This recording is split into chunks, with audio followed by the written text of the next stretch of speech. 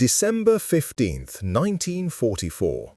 In just 90 seconds, 4 American P-38 Lightning fighters armed with 16 50-caliber machine guns completely obliterated an entire Japanese military column moving through the Philippine mountains, leaving nothing but twisted metal and shattered dreams of imperial victory. Lieutenant Hiroshi Tanaka, thrown from his staff car and bleeding in the jungle mud, watched in stunned disbelief as America's technological superiority turned his invincible forces into scrap metal with surgical precision. But what happened next would shatter everything this veteran Zero pilot believed about his enemies, because the Americans who captured him didn't act like the weak, decadent cowards his commanders had described. Instead of execution or torture, Tanaka found himself in a POW camp, eating better food than Japanese officers, receiving medical care that surpassed what his own wounded received, and witnessing an industrial abundance that made Japan's wartime economy look like a peasant village. The question that would haunt him for the rest of his life, and the one that reveals the true secret of American victory, was this: if the Americans were supposedly so weak and soft, why were they the ones showing mercy to their enemies while simultaneously possessing the overwhelming power to destroy them? Before we jump back in, tell us where you're tuning in from, and if this story touches you, make sure you're subscribed, because tomorrow I've saved something extra special for you. December 15th, 1944. The morning sun cast long shadows across the Philippine mountains as Lieutenant Hiroshi Tanaka adjusted his dusty uniform and surveyed the chaos around him. The Japanese army was falling apart. For 3 years, he had been told that Japan was winning the war. Now, as he watched hungry soldiers load broken trucks with whatever supplies they could carry, the truth was clear. They were running away. The economic collapse had hit hard. Rice rations had been cut in half, then cut again. Fuel was so scarce that most of their planes sat empty on airfields, useless metal birds that would never fly again. Tanaka remembered when he used to pilot his Zero fighter across Pacific skies, confident that Japanese spirit would overcome any enemy.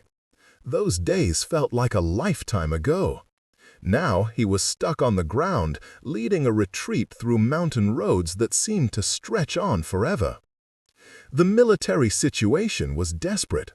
American forces had landed on Luzon 3 months ago, and every day they pushed deeper into Japanese territory. Supply lines that once carried food and ammunition now carried only bad news and retreat orders. The general still spoke of victory, but the soldiers knew better. They had seen their friends die from hunger more than enemy bullets. They had watched their best equipment break down from lack of parts and proper maintenance. Japan's technology, once the pride of the empire, now seemed ancient compared to what the Americans had. Reports came back from the few pilots still flying about strange twin-engine fighters that could outrun and outfight anything Japan had in the sky. The P-38 Lightning, they called it. Tanaka had never seen one up close, but he had heard the stories. 4 50-caliber machine guns on each plane. Speed that made Japanese fighters look like they were standing still. American engineering that seemed almost magical in its effectiveness. But the cultural differences ran deeper than just machines. Japanese soldiers had been taught that Americans were soft and weak. They were told that democracy made people lazy, that comfort made them cowardly. The Japanese way was Bushido, the way of the warrior, death before dishonor. Victory through spirit and determination, not through material wealth or easy living. Tanaka had grown up believing these things. His father had been a proud officer in the Russo-Japanese War. His teachers had told him that Japanese blood was pure and strong, while American blood was mixed and weak. The radio broadcast spoke of how American soldiers cried for their mothers when they were hurt, how they surrendered rather than fight to the death. These beliefs had carried him through flight training, through his first combat missions, through years of what he thought was glorious service to the Emperor. Now, as he prepared to lead this desperate column of trucks and walking wounded through the mountain passes, those beliefs were all he had left. The trucks were old and breaking down. The soldiers were tired and hungry. Many of them were boys, really, some no older than 16. Others were wounded men who should have been in hospitals but had nowhere else to go. They carried rifles with little ammunition, wore uniforms patched with whatever cloth they could find, and ate meals that would have been considered punishment rations just 2 years before. The column stretched for nearly a mile along the narrow mountain road. 37 vehicles in all, mostly trucks, but also a few staff cars and even some ox-drawn carts loaded with supplies. The jungle canopy hung thick overhead, vines and leaves creating a green ceiling that blocked out most of the sky. This gave Tanaka some comfort. American planes had been attacking convoys regularly, but they would have trouble seeing through such thick cover. The air was hot and humid, filled with the buzzing of insects and the distant calls of tropical birds. Sweat soaked through his uniform as he walked from vehicle to vehicle, checking on his men, making sure everyone was ready to move. The smell of diesel fuel mixed with the sweet scent of jungle flowers and the less pleasant odor of unwashed soldiers and untreated wounds. As the column began to move, Tanaka climbed into the lead staff car and settled into the passenger seat. The driver, a young private named Yamamoto, gripped the steering wheel with hands that shook slightly from hunger and exhaustion. Through the windshield, Tanaka could see the winding road ahead, carved into the mountainside decades ago, and now crumbling from neglect and the constant passage of military vehicles. The sound of engines filled the air as the convoy lurched into motion. Truck engines coughed and sputtered. Gears ground as drivers struggled with transmissions that had seen too much use and too little maintenance. The whole procession moved slowly, carefully, like a wounded animal trying to find a safe place to hide. For the first hour, everything seemed normal. The jungle pressed close on both sides, creating a tunnel of green that felt almost protective. Tanaka began to relax slightly. Maybe they would make it through without being spotted. Maybe the American planes were busy elsewhere. Maybe their luck would finally change. Then, from somewhere in the distance, came a sound that made his blood freeze. A low, steady drone that seemed to echo off the mountain walls. Aircraft engines, getting closer. Tanaka grabbed the radio handset and shouted orders to halt the convoy, but even as he spoke, he knew it was too late. The sound was growing louder, more distinct. Not the high whine of Japanese engines, but something deeper, more powerful. Something that spoke of American engineering and American abundance. Through the canopy above, he caught a glimpse of metal gleaming in the sunlight. Twin engines, twin tails, the distinctive shape he had only seen in reconnaissance photos. P-38 Lightning fighters, armed with 450 caliber machine guns each, diving toward his helpless column with the precision of hawks attacking mice. When Tanaka opened his eyes, the world had changed. Pain shot through his left shoulder where shrapnel had torn through his uniform. Blood covered his face from a cut above his eye. The smell of burning fuel and twisted metal filled his nose. Around him lay the remains of what had been his convoy just minutes before. Trucks were overturned and burning.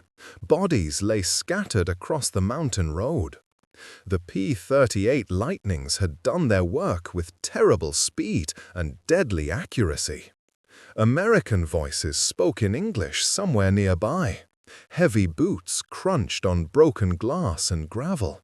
Tanaka tried to move, but found his legs pinned under a piece of twisted metal from his staff car. He could only watch as American soldiers appeared through the smoke, their uniforms clean and well-fitted, their equipment shiny and new. These were not the weak, soft enemies he had been taught to expect. 2 medics reached him first. Instead of pointing guns at him or shouting angry words, they knelt down and began checking his wounds. One of them, a young man with kind eyes, spoke gently in broken Japanese while cleaning the blood from Tanaka's face. The other medic gave him something for the pain that worked better than anything Japanese doctors had ever used. Within minutes, they had him on a stretcher and were carrying him toward a waiting ambulance. The field hospital was unlike anything Tanaka had ever seen. Clean white tents stretched in neat rows. Electric lights, powered by generators, made everything bright as daylight. American doctors moved quickly between patients, treating Japanese wounded soldiers with the same care they gave their own men. A nurse with red hair gave Tanaka real morphine for his pain and bandaged his wounds with clean white cloth. In Japan, such supplies were saved only for the highest-ranking officers. The food shocked him most of all.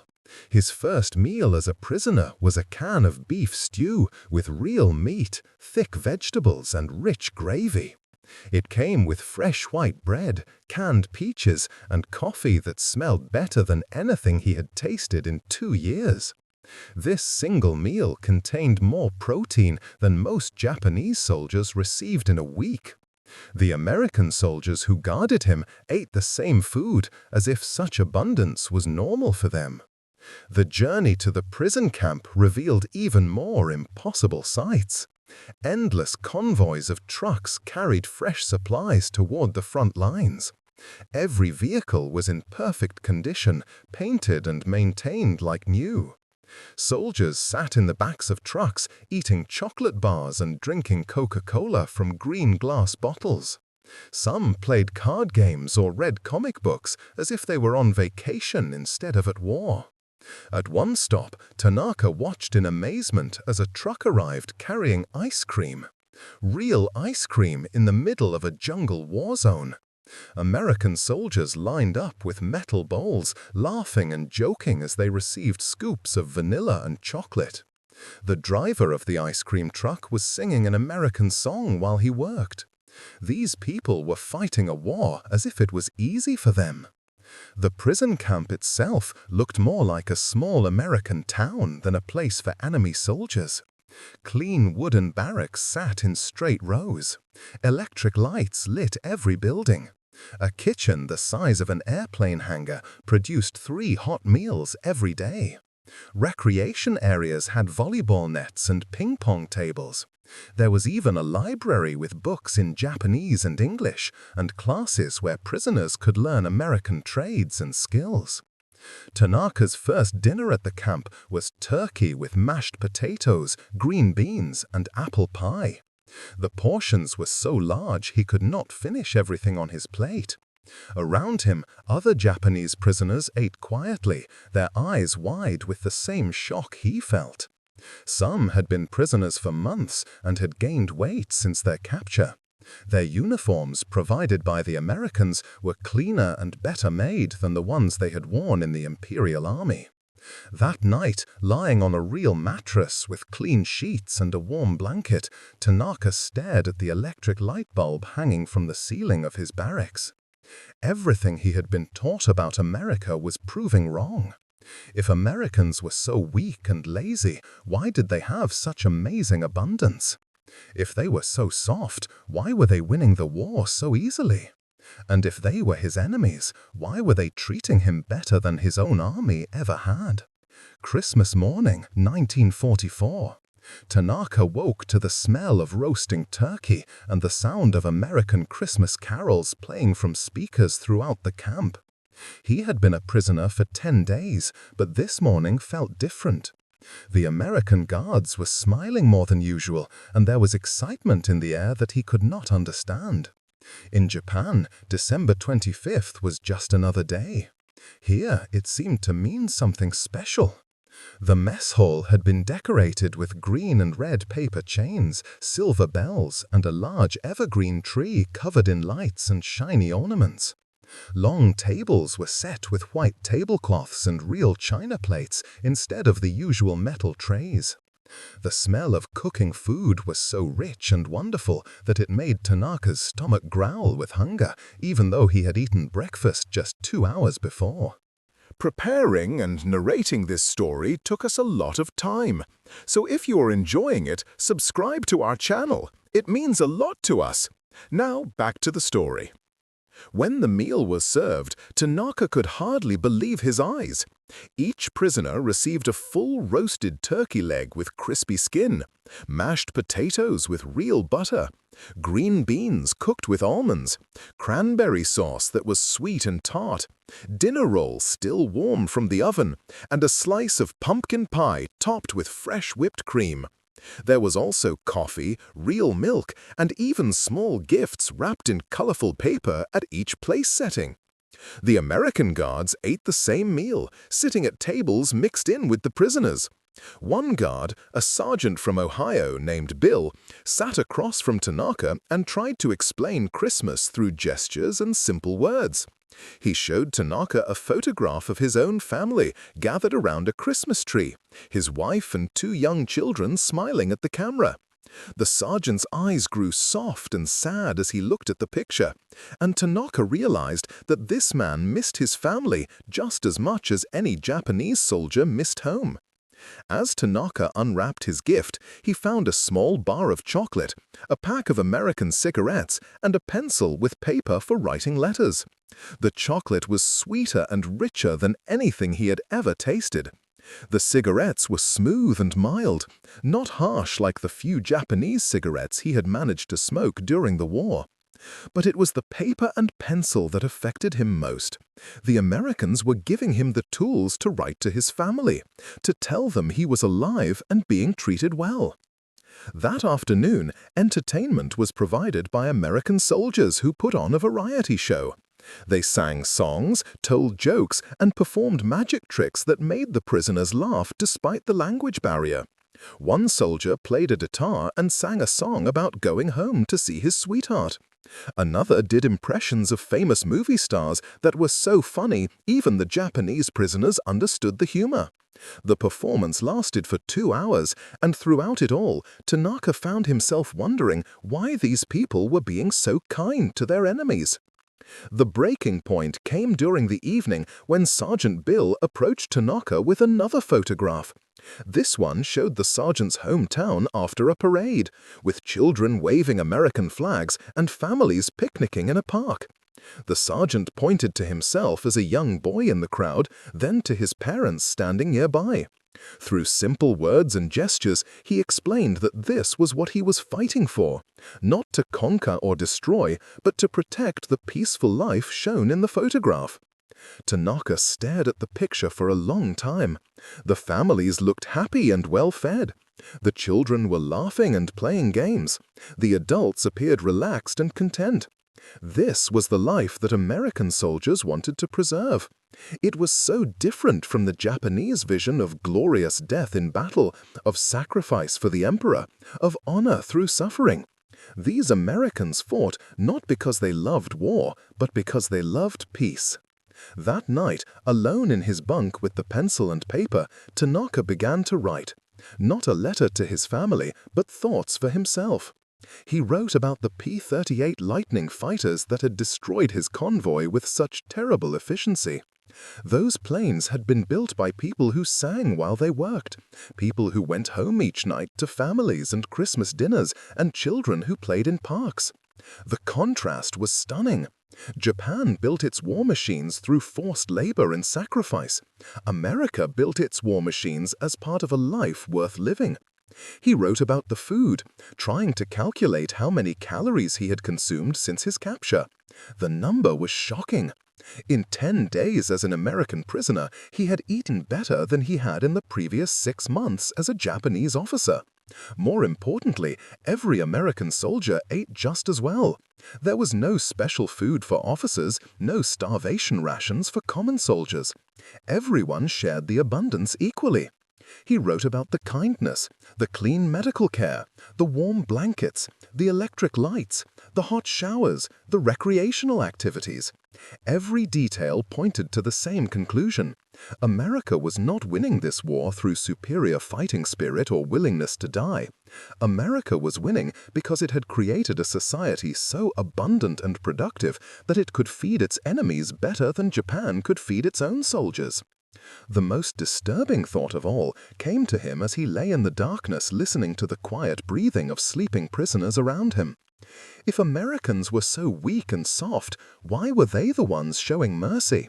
If Japanese soldiers were so strong and honorable, why had their army left wounded men to die while Americans rescued and healed their enemies? Everything he had been taught was backwards. True strength, he was beginning to understand, was not the ability to endure suffering, but the wisdom to prevent it. The next morning, Tanaka was assigned to a work detail at a nearby aircraft factory. As he walked through the gates and saw American women operating machines that produced fighter plane parts with incredible precision and speed, he knew that his old understanding of the world was completely dead. These women worked 8-hour shifts, took breaks for coffee and conversation, and went home each night to comfortable houses with electric lights and full refrigerators. Yet they were producing the weapons that were destroying the Japanese Empire faster than Japan could build anything to stop them.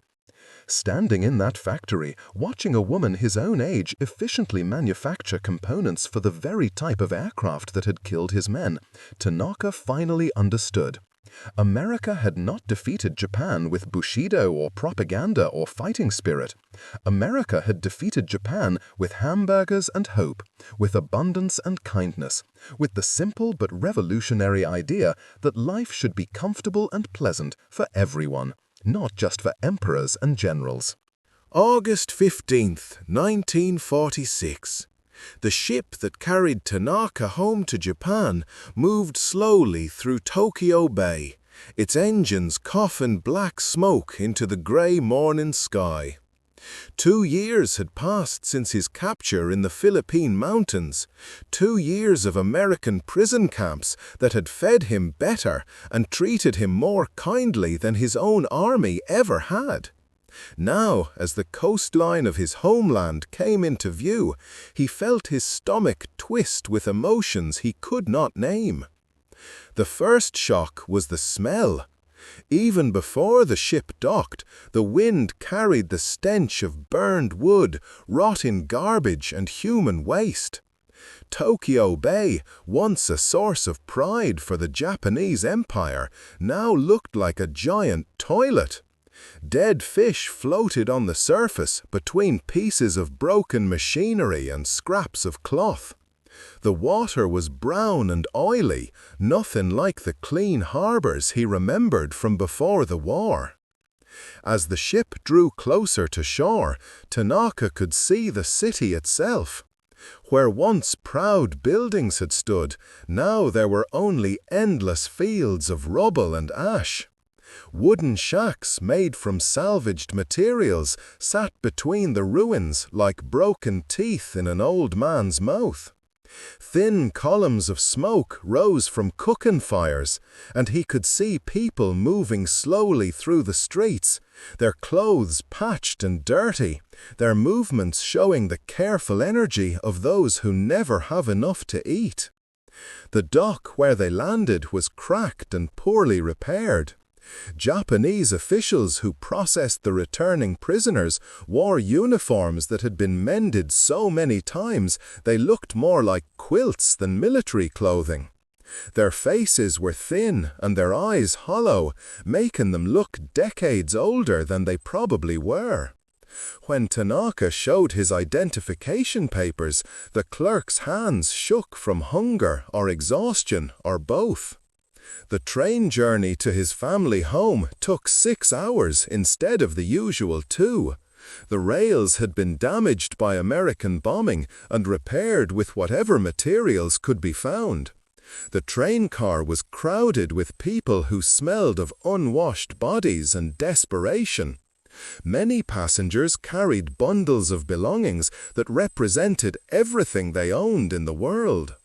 Children with stick-thin arms and swollen bellies pressed their faces against dirty windows, staring at the ruined landscape rolling past.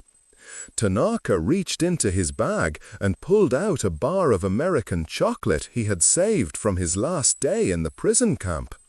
He broke it into small pieces and handed them to the children around him. Their eyes grew wide with wonder as they tasted something sweeter and richer than anything available in post-war Japan. Their parents looked at him with a mixture of gratitude and suspicion, wondering how he could have such luxuries when the rest of the country was starving. When the train finally reached his hometown, Tanaka barely recognized it. The neat rows of houses he remembered from childhood had been replaced by a collection of shacks built from bomb fragments, pieces of aircraft wreckage, and salvaged wood. Gardens where families once grew flowers now held turnips and radishes, the only vegetables that could grow in soil still contaminated by fire and destruction. The main street, once lined with prosperous shops, was now home to black market vendors selling American cigarettes, canned food, and soap at prices only the desperate could afford. His family home was still standing, but just barely. The roof had been patched with corrugated metal from a destroyed factory. The windows were covered with paper instead of glass. The front door hung crooked on bent hinges, and the paint had peeled away, leaving bare wood that was grey and weathered. When he knocked, the sound echoed hollow and empty. His mother answered the door, and for a moment he did not recognize her. The woman who had once plump and cheerful now looked like a skeleton wrapped in loose skin. Her hair was completely white, her back bent from carrying heavy loads, her hands cracked and bleeding from harsh work. When she saw him, she fell to her knees and began to cry, tears that seemed to come from somewhere deeper than sadness. His father appeared behind her, moving slowly with the help of a walking stick made from a piece of bamboo. The proud military officer Tanaka remembered had become a broken old man whose uniform hung on his frame like clothes on a scarecrow. His father's eyes, once bright with confidence and purpose, now stared at nothing with the blank expression of someone who had seen everything he believed in turn to dust and ash. The reunion dinner consisted of watery soup made from turnip grains, a small portion of rice mixed with sawdust to make it seem like mar, and tea brewed from leaves that had already been used several times. His mother apologized for the poor meal, explaining that this was actually better food than they usually had because they were celebrating his return. His father sat in silence, eating slowly and carefully, as if each grain of rice was precious beyond measure. After dinner, Tanaka opened his bag and began to distribute the gifts he had brought from America. A bar of soap that smelled like flowers made his mother gasp with joy. She held it to her nose and breathed deeply, as if the scent could transport her to a better world. Cans of American food, packages of coffee and chocolate bars were received like treasures from a fairy tale. His father picked up a can of beef stew and turned it over in his hands, reading the English words with an expression of wonder and confusion. When his younger brother asked where these miraculous items had come from, Tanaka tried to explain his experience as an American prisoner. He described the abundant food, the clean medical care, the recreational activities, the kindness of his guards. His family listened in stunned silence, their faces showing the same disbelief he had felt during his first days of captivity. His father finally spoke, his voice barely above a whisper, asking if Kanaka was telling the truth or if his mind had been damaged by enemy propaganda. The next morning, Tanaka walked through the ruins of his neighborhood, visiting places he had known since childhood. The school where he had learned about Japanese superiority was now a shelter for homeless families.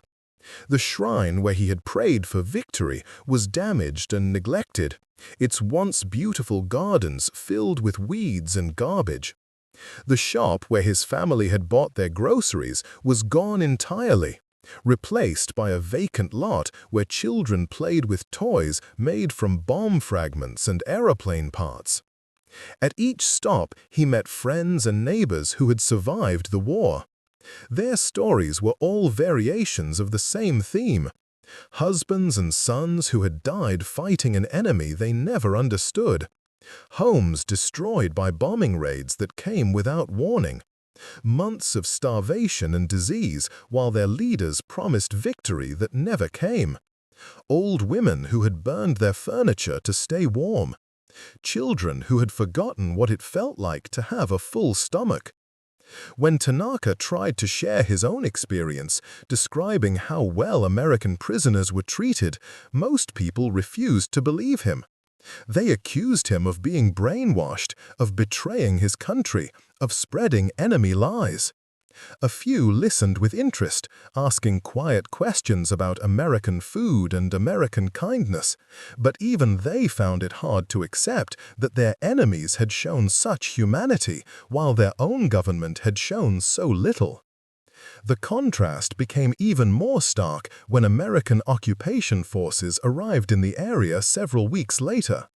Tanaka watched from his family's damaged house as convoys of perfectly maintained vehicles brought food, medical supplies, and construction materials to begin rebuilding efforts. American soldiers, well-fed and healthy, worked alongside Japanese civilians to clear rubble and repair essential services.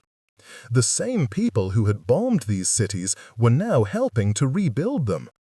Tanaka volunteered to work as an interpreter between the occupation forces and local civilians. This job gave him a unique perspective on the transformation taking place in his country. He watched American engineers design new water treatment plants that would provide cleaner drinking water than most Japanese had ever known. He translated conversations between American doctors and Japanese patients who were receiving medical care that surpassed anything available during the war. He helped distribute food supplies that prevented starvation and began the slow process of national recovery. The work also brought him into contact with American officers who spoke openly about their plans for Japan's future.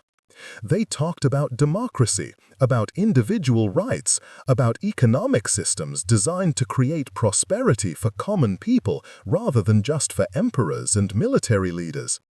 These conversations reminded him of the factory workers he had observed during his imprisonment, people who built weapons of war as part of lives filled with comfort and hope rather than sacrifice and suffering.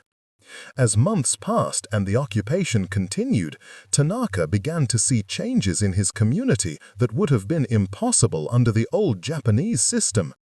Women were given the right to vote and participate in government.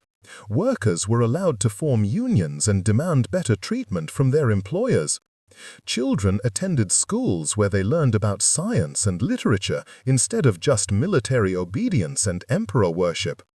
The black market gradually gave way to legitimate businesses that sold American goods at prices ordinary people could afford. His own family began to recover as well. His mother regained some weight as food became more available. His father found work helping to design new buildings that would be stronger and safer than the ones destroyed in the war.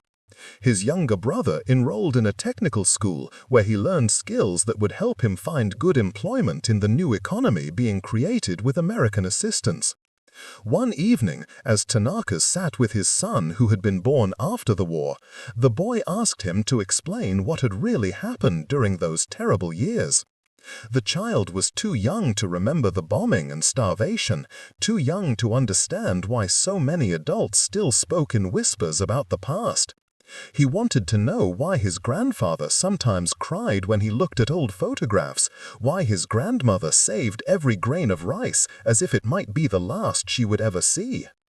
Tanaka looked at his son, this healthy child who had never known hunger or fear, who lived in a house with electric lights and clean water, who attended a school where teachers encouraged questions instead of demanding blind obedience.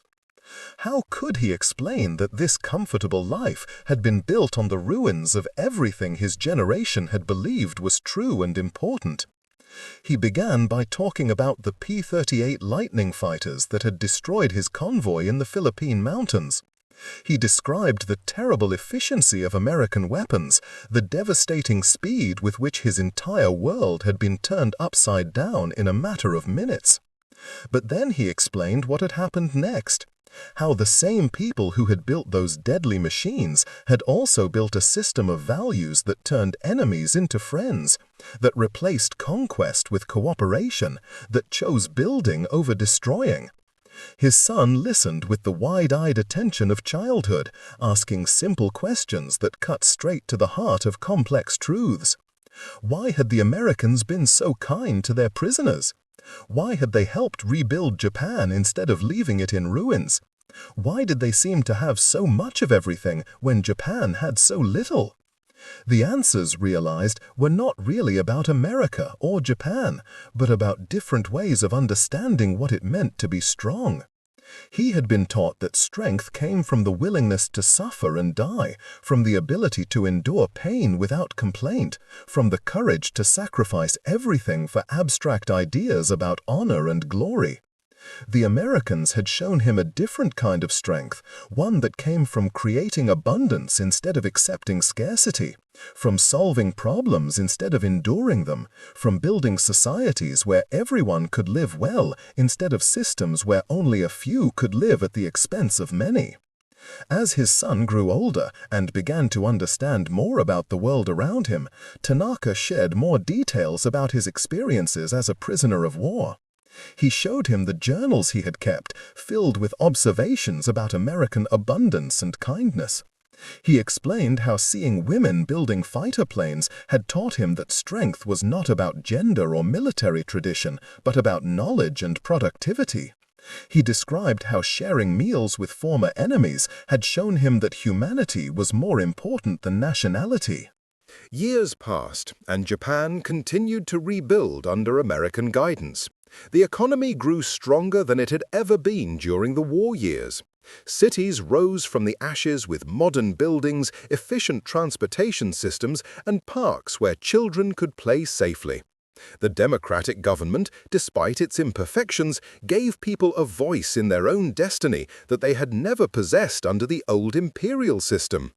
Tanaka lived to see his son graduate from university, start his own business, and raise children who knew about the war only from history books. He watched Japan transform from a defeated enemy into a trusted ally, from a militaristic empire into a peaceful democracy, from a society based on sacrifice into one based on prosperity. In his final years, when visitors asked him to reflect on his experiences, Tanaka would often return to that moment in the Philippine mountains when P-38 Lightning fighters had destroyed his convoy in a single devastating pass. Those planes, he would say, had done more than destroy trucks and kill soldiers. They had destroyed illusions. They had shown him that true power came not from the willingness to die for abstract principles, but from the ability to live well and help others do the same. The real victory, he came to understand, had not been military, but moral. America had won the war not just by building better weapons, but by building a better way of life. The P-38 Lightnings had been symbols of that victory, examples of what could be achieved when human energy was directed toward creation rather than destruction, when societies chose abundance over scarcity, when nations decided that former enemies could become future friends. His final words, spoken to his grandson shortly before his death in 1987, captured the lesson that had taken him a lifetime to fully understand. "Those American fighters didn't just shoot down our planes," he said. "They shot down our excuses for making life harder than it needed to be. They showed us that the strongest nations are not those that can destroy the most, but those that can build the most, share the most, and forgive the most. That is why they won, and that is why we learned to win at peace." Up next, you've got two more standout stories right on your screen. If this one hits the mark, you won't want to pass these up. Just click and check them out. And don't forget to subscribe and turn on the notification bell so you don't miss any upload from us.